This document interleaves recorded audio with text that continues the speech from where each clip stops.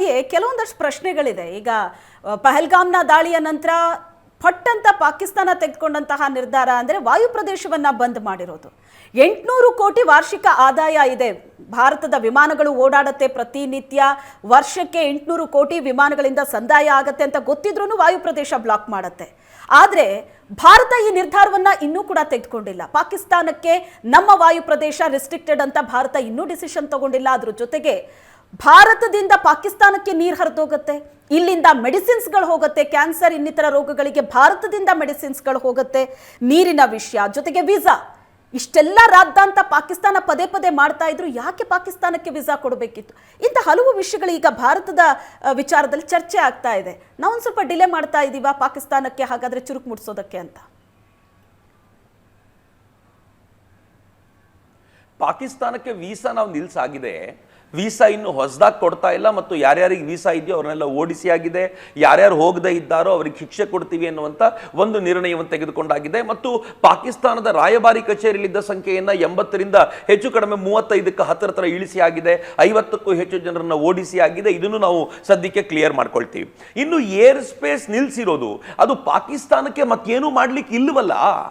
ಈಗ ನಮಗಾದ್ರೆ ಪಾಕಿಸ್ತಾನಕ್ಕೆ ಔಷಧಿ ಕೊಡೋದಿಲ್ಲ ಅಂತಂದ್ರೆ ಪಾಕಿಸ್ತಾನ ಪತನಗುಟ್ಟುತ್ತೆ. ನಾವು ಪಾಕಿಸ್ತಾನಕ್ಕೆ ಎಕ್ಸ್ಪೋರ್ಟ್ ಮಾಡೋದಿಲ್ಲ ಅಂತ ಹೇಳಿದ್ರೆ ಪಾಕಿಸ್ತಾನದ ಆರ್ಥಿಕ ಸ್ಥಿತಿ ಗಂಭೀರವಾಗುತ್ತೆ. ಆಗಲೇ ಪಾಕಿಸ್ತಾನದಲ್ಲಿ ಇನ್ಫ್ಲೇಷನ್ ಆಗಿ ಬದುಕೋದು ಕಷ್ಟ ಆಗ್ಬಿಟ್ಟಿದೆ. ಪಾಕಿಸ್ತಾನದ ಜನಕ್ಕೆ ತತ್ವಾರ ಶುರುವಾಗಿದೆ, ಊಟಕ್ಕೆ ಗತಿ ಇಲ್ಲದ ಹಂತಕ್ಕೆ ಬಂದಿದ್ದಾರೆ. ಪಾಕಿಸ್ತಾನಕ್ಕೆ ಏನಿದ್ರೂ ಕೂಡ ಪ್ರಮುಖವಾದ ವಸ್ತುಗಳು ಭಾರತದ ಮೂಲಕ ಹಾದೋಗ್ಬೇಕು.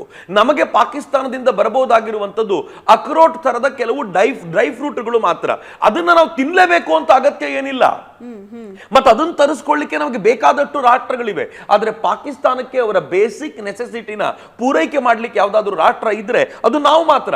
ಪಾಕಿಸ್ತಾನದ ಪಕ್ಕದಲ್ಲಿರುವಂತ ಅಫ್ಘಾನಿಸ್ತಾನ, ಅದಕ್ಕೆ ಗೋಧಿ ಕೊಡ್ಲಿಕ್ಕೆ ನಾವು ಬೇಕು. ಪಾಕಿಸ್ತಾನಕ್ಕೆ ಟರ್ಕಿ ಏನ್ ಕೊಡಬಹುದು ಅಂತಂದ್ರೆ ಮದ್ದು ಗುಂಡುಗಳನ್ನ ಸರಬರಾಜು ಮಾಡಬಹುದು, ಅದು ದುಡ್ಡು ತಗೊಂಡು, ಉಚಿತವಾಗಲ್ಲ. ಮತ್ತೆ ಪಾಕಿಸ್ತಾನಕ್ಕೆ ಯಾರು ಕೊಡ್ತಾರೆ? ಚೀನಾ ಕೊಡಬೇಕು.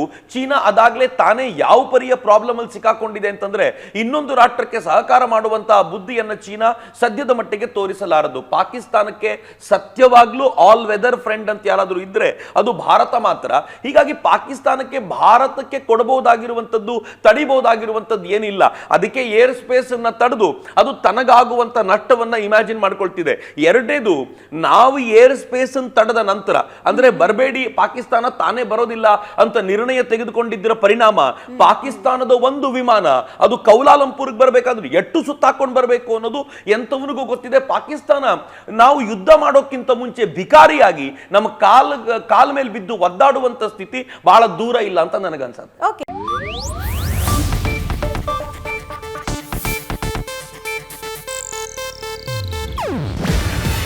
ಇದು ಏಷ್ಯಾನೆಟ್ ನ್ಯೂಸ್ ನೆಟ್ವರ್ಕ್ ಪ್ರಸ್ತುತಿ.